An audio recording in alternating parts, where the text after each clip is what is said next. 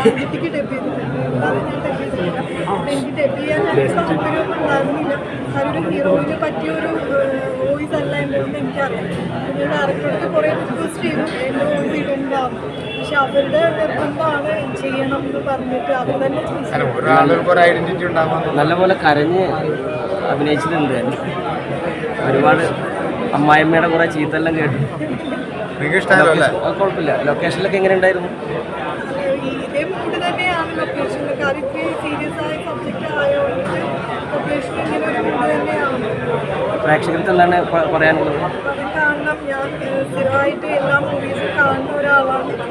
അപ്പോൾ എല്ലാ ഫാമിലി ഓഡിയൻസിനും കാണാൻ പറ്റിയ ഒരു മൂവിയാണ്. പിന്നെ കുറച്ചുകൂടി പുതിയ തലമുറയ്ക്ക് കുറച്ച് മെസ്സേജ് കിട്ടുന്ന മൂവിയാണ്.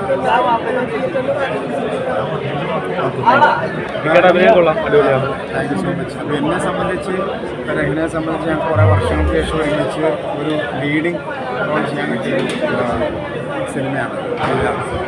അപ്പോൾ ഇതിൻ്റെ സംവിധായകൻ സിറാജ് റസ, നമ്മുടെ പ്രൊഡ്യൂസർ സലീം മുഹമ്മദ്, അവരെടുത്തൊരു റിസ്ക് തന്നെയാണ്. കാരണം വെച്ചാൽ ഇപ്പോൾ നമ്മളെ കൊണ്ടുള്ള അല്ലെങ്കിൽ നമ്മുടെ ബിസിനസ് സംഭവം നോക്കാതെ ഞങ്ങൾക്കുള്ള ആളുകളെ സെലക്ട് ചെയ്ത് അവരുടെ ഒരു കോൺഫിഡൻസാണ് അവർക്കുള്ള ആദ്യം വേണ്ടത്.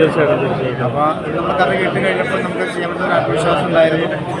ഇപ്പോൾ നിങ്ങളിൽ കിട്ടുന്ന അഭിപ്രായം അല്ലെങ്കിൽ കണ്ടവർ പറഞ്ഞ അഭിപ്രായം അവർ കണ്ണു നിറഞ്ഞിട്ടാണ് നിങ്ങൾ സംസാരിച്ചത്. അപ്പോൾ അതിൻ്റെ ഒരു പൂർണ്ണതയിലെത്തിയെന്നുള്ള സന്തോഷമുണ്ട്. പിന്നെ തിയേറ്ററിൽ വിജയിപ്പിക്കുന്ന നമ്മുടെ പ്രിയപ്പെട്ട പ്രേക്ഷകരാണ്. എല്ലാവർക്കും എത്തിക്കേണ്ടത് നിങ്ങളാണ്. നിങ്ങളുടെ മാക്സിമം സപ്പോർട്ട് ഉണ്ടാവണം.